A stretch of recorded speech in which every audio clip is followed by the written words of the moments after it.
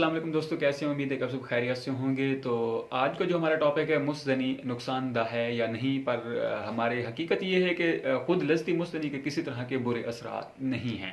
यानी ये अमल फ़र्द के जहनी और जिस्मानी और जिनसी सेहत के लिए हरगिज़ नुकसानदा नहीं। अगर मुस्तनी खुद लस्ती वाकई नुकसानदा होती तो अक्सर लोगों के हाथों पर बाल, सर गंजे होते, चेहरों पर फंसी और दाने होते, अक्सर लोगों के मृत्यु के दौरे पड़ते और पागल हो जाते, मर जाते। ठीक है ना। तो औसतन कम उम्र होती जो कि अब 32 से बढ़कर 56 साल हो चुके हैं। जकर पिनस की लागरी और कजी अक्सर मर्दों की बीवियां भाग गई होती। चारों तरफ नजर दौड़ाएं, क्या वाकई ऐसा है? जहर है कि ऐसा नहीं है, क्योंकि ऐसा होता ही नहीं है। बाज़ लोग एक हद तक तो कहते हैं कि हद तक मुस्तनी करना वो बेहतर है। मतलब मुझे ये बताएं कि एक हद क्या होती है? हद क्या होती है? मतलब एक मर्द है या एक बंदा है, उसकी हद एक दिन में एक बार है, जब दूसरा है उसकी जिनसी ख्वाहिश उससे ज़्यादा है, मतलब एक दिन में वो 6-7 बार करता है, क्या ये हद से ज़्यादा गुजरना नहीं है? तो मतलब कि एक हद तक भी मुस्तनी करने से कोई मतलब नहीं है। ये भी सारी फर्जी बातें हैं। तो अगर आप लोग एक सन्यासी बाबे के पास चले जाएं तो वो आपको ना वो कहेगा कि आप लोग मुस्तनी ज़्यादा करते हैं और आप लोग तकलीफ़ में हैं, आप लोगों को अंदर ज़ख़म हो गए हैं। तो अल्लाह ताला ने मतलब जो बंदा ज़्यादा मुस्तनी करता है उसकी कोई हद नहीं है। जो ज़्यादा बंदा मुस्तनी करता है तो वो खुद ब खुद जब उसमें से खून या पी पाना शुरू कर देता है, एक हफ़्ता छोड़ता है तो वो कुदरती तौर पर सेट हो जाता है। कुदरती तौर पर उसके अंदर सेल्फ हीलिंग सिस्टम होता है जो अल्लाह ताला ने कुदरत ने उसमें रखा है। इससे कोई इशू नहीं होता। जो सन्यासी के पास बंदा जाता है 100 साल के सन्यासी के बाद, तो वो बंदे को डराता है कि यार तू तो जिनसी तौर पर ख़त्म हो चुका है, और कदर उसको खौफ का देता है। और वो उसको नौजवान कहता है कि आपका इतना एक्सपेंस होने वाला, इतना खर्चा होने वाला, ये पैसे लाओ और मैं आपको ना कोई कुश्ते वगैरह बना के देता हूँ। आप कुश्ते खाएं तो आपको मुश्तनी की आदत भी ख़त्म हो जाएगी और आप बेहतर हो जाओगे, जिनसी तौर पर फिट हो जाओगे, मज़े करोगे, दुआएं दोगे मुझे। ऐसे ऐसे लगाते हैं कि बस यार क्या बोलें आपको। आपको तो दिन में तारे दिखा देंगे। फिर पता है क्या होगा? आपका अस्पताल में पड़े होंगे सरकारी अस्पतालों में गुर्दों के वार्ड में जाएंगे, अक्सर मरीज़ आपको ऐसे ही मिलेंगे। ठीक है ना। जो कुश्ते खाने वाले होते हैं, शौकीन हज़रात होते हैं, उनको पता होता नहीं है कि कुछ है ही नहीं, तो वो कुश्ते खाए खाए खाए जा रहे हैं। तो उनमें ऐसी ऐसी चीज़ें होती हैं, समंदर सूख होगी, ये होगी वो होगी। यार ये चीज़ें खाने वाली हैं, कमाल के बंदे हो यार आप। हाँ, आपने अगर कुछ ताकत के लिए चीज़ें खानी है तो बादाम खाएं, अखरोट खाएं, पिस्ते खाएं, ऐसी चीज़ें खाएं, ड्राई फ्रूट्स हैं वो खाएं, वो आपके लिए सेहत के लिए बेहतर है। मैं इन चीज़ों से आपको मना नहीं करता।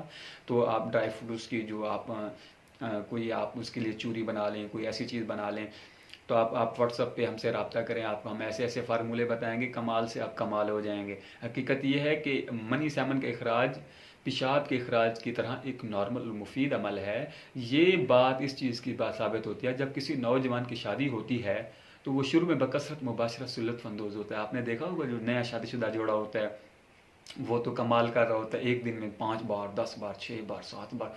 और जब वो पुराना हो जाता है तो फिर 2 बार, 3 बार, एक एक बारी पे आ जाता है। क्या क्या लेके मतलब उस मशाब मुबाशरत करना, ज़्यादा मुबाशरत करना क्या क्या ख़राब है? उस मर्द के लिए नुकसानदाह? बिल्कुल नहीं नुकसानदाह यार। उससे सर्टिफिकेशन रिलेशन और रिलेक्शन मिलती है, उससे बंदा मुतमईन हो जाता है, सुकून में आ जाता है। मालूम हुआ कि मनी का इखराज मुबाशरत हो या एहतलाम हो या मुसदनी हो, कोई नुकसानदाह नहीं, बल्कि ये मुफीद चीज़ है। आप दूध का गिलास, आप दूध को गिलास में डालकर पिए या बोतल में, मुंह लगा कर पिए या स्ट्रॉ के साथ, मुझे बताएं दूध के असरात कैसे होंगे? आप कमेंट्स में मुझे ज़रूर बताइएगा। आप दूध जिस तरह भी पिएं, स्ट्रॉ से पिएं, गिलास में डाल के पिएं या बोतल में पिएं, ज़ाहिर है उसके असरात तो मुफीद ही होंगे, क्योंकि आपने दूध ही पिया। इसी तरह मिसालें दे दे कर आपको समझाने का मकसद यही है कि आप समझ जाएं कि जो ये नीम हकीम बैठे हैं इनके हाथों से आप बच जाएं। तो फिर भी आपने बचना नहीं है। मुझे पता है आपको मेरी वीडियो से असर नहीं आने वाला।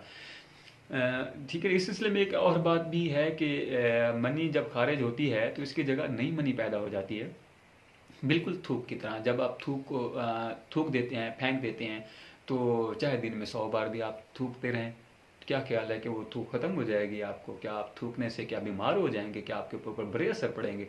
इसी तरह जब हम किसी को खून देते हैं तो कितने दिनों में कितने घंटों में पूरा हो जाता है? 48 घंटों में पूरा हो जाता है। क्या ख्याल है कि वो कहते हैं कि आप कमज़ोर हो जाते हैं? नहीं होते। हमने भी कई बार दिया है, कमज़ोर नहीं होते, पर वो मैंने पहले आपको बताया था, जैसा आप सोचोगे वैसे हो जाओगे। तो वो कहते हैं लोग कि यार खून देने से बंदा कमज़ोर हो जाता है, तो वो खुद महसूस करता है यार मैंने तो खून दिया, वो खुद खुद ब खुद अपने जहन से सोच रहा होता है कि यार मैं कमज़ोर हो गया हूँ। वही वाली मिसाल एक बार आपको दोहरा देता हूँ, सांप वाली, जो कैदी के साथ हुआ। तो उसको बोला था कि यार आपको ना हम सांप से डसवाएंगे। तो उसने सोचा कि हालांकि उसने उसको कुछ भी नहीं कहा। वो सुबह उठा, मतलब जब उसका टेस्ट किया गया, मुआयना हुआ था, तो उसमें सांप के जहर का असर पाया गया, क्योंकि उसने सोचा था कि मुझे सांप से डसवा रहे हैं तो उसमें सांप के असरात पाया गया। मतलब ये हुआ, सारी कहानी और सारी स्टोरी से ये निकला कि जैसा आप सोचोगे वैसे हो जाओगे। तो इससे कोई बुरे असरात नहीं हैं, ठीक है ना। हज़ारों रिसर्च वाली किताबें ऐसी पढ़ी हैं जिसमें ये साबित हो चुका है कि इससे कोई बुरे असरात नहीं हैं, ठीक है ना। अब हम आपको इसमें और भी ऐसी बातें बताएंगे कि जिससे साबित हुआ कि मास्टर और जॉनसन ने भी तकरीबन 22 साल सेक्स के 14,000 मुख्तलिफ उन्वान पर रिसर्च की। उनकी रिसर्च से भी यही बात साबित हुई कि मुस्तनी का किसी तरह का भी कोई नुकसान नहीं। अब देखें, इतने रिसर्चर बड़े बड़े हैं जो किताबें पढ़ते हैं और इन्होंने लोगों पे इतने रिसर्च किया, क्या वो अब झूठ बोलेंगे? एक रिसर्च में कुछ नौजवानों को कई माह तक रोज़ाना ज़्यादा से ज़्यादा मुस्तनी करने को कहा गया। रिसर्च के शुरू में तमाम नौजवानों के बहुत से टेस्ट किए गए। मुकर्रर वक्त के बाद अफराद को उन्हीं टेस्टों की मदद से दोबारा चेक किया गया और मुस्तनी के किसी भी तरह के बुरे असरात नहीं थे। अब आपको समझ आई? रिसर्चरों ने बंदे इकट्ठे किया और उनको पहले टेस्ट लिया, फिर उनको मुस्तनी करवाई गई, फिर उनके टेस्ट लिए गए, तो उनमें कोई फ़र्क नहीं था। एक और रिसर्च में कई अफराद पर तजर्बा किया गया, उनको दिन में कई बार मुस्तनी को कहा गया। कई माह तक मुसलसल ये अमल जारी रहा। रिसर्च के तकमील पर अफराद के जब टेस्ट किए गए तो किसी फ़र्द को भी कोई भी किस्म की कोई कमज़ोरी या बीमारी नहीं थी। तो दूसरी रिसर्च से भी ये साबित हो गया कि मुस्तनी के कोई नुकसान नहीं। कुछ रिपोर्ट से तो ये भी मालूम हुआ है कि जिन एथलीट्स ने मुकाबले से कुछ देर पहले मुस्तनी की, वो रिलैक्स और फ्रेश हो गए और उन्होंने अपनी कौमी रिकॉर्ड को तोड़ा। एथलीट्स और आम लोगों के साथ और भी बहुत शानदार और रिसर्च हुई कि जिनसे मुस्तनी की तबाहकारियों से भी कुछ भी सच साबित ना हो सका। तो देखिए ना, अभी तक तो जहाँ तक हमने सर्च किया, जब तक पढ़ा है, जहाँ तक हमने सुना है, हमने देखा भी है, तो मुस्तनी के कोई नुकसान तो हमें नज़र नहीं आए। बहरहाल इससे बचना आप लोगों का हक है, आप बचें, इसको ना करें। मौजूदा इल्म तहकीक की रोशनी में यह बात पूरे एतमाद और दावे से कही जा सकती है कि मुस्तनी के किसी किस्म के भी नुकसान नहीं, बल्कि माहिरीन के मुताबिक मुस्तनी एक मुफीद अमल है जिससे इंसान को जिनसी सुकून, राहत और तसल्ली हासिल होती है। जब आप मारते हैं, मुस्तनी करते हैं या मस्टरबेशन करते हैं, तो आपको सुकून आ जाता है। आप समझते हैं कि हम कमज़ोर हो गए हैं, हालांकि वो कमज़ोरी नहीं होती, वो सुकून होती है, रिलैक्सन होता है। आप जहनी सुकून महसूस करते हैं, बिल्कुल फ्रेश हो जाते हैं। बाद महरीन का ख्याल है कि मुस्तनी एहसासात और सलाहियत में इजाफा करती है। ये महरीन कह रहे हैं, भाई मैं अपनी तरफ से नहीं कह रहा, मैं स्टडी करता हूँ, उसके ऊपर पढ़ता हूँ, फिर बोलता हूँ। आप लोग कहेंगे कि यार ये बंदा चबलियाँ मार रहा है, ऐसी बात नहीं है। क्योंकि खुदा ने इंसानी जिस्म को कुछ इस तरह बनाया है कि इसके जो हिस्से ज़्यादा इस्तेमाल होते हैं वो ज़्यादा मजबूत और सेहतमंद होते हैं। मसलन लंबी दौड़ने वाले फ़र्द की टांगें आम लोगों से ज़्यादा मजबूत और सेहतमंद और ऐसे गठी हुई, मतलब मस्कुलर, उनको जो मस्कुलर हो जाएगी। इस तरह की मशक्क़त की वजह से मज़दूर के बाजू और सीना निस्बतन ज़्यादा मजबूत और गठे हुए होते हैं। इसी तरह मुस्तनी से जिनसी सलाहियत मर्दाना में भी इजाफा होता है। आप लोगों को एक और मिसाल भी देता हूँ कि वो लोग जो जेल में होते हैं या किसी वजह से जिनसी अमल से महरूम होते हैं, उनकी जिनसी सलाहियत कम होने लगती है। जिनसी सरगर्मी से जिनसी सलाहियत में इजाफा होता है।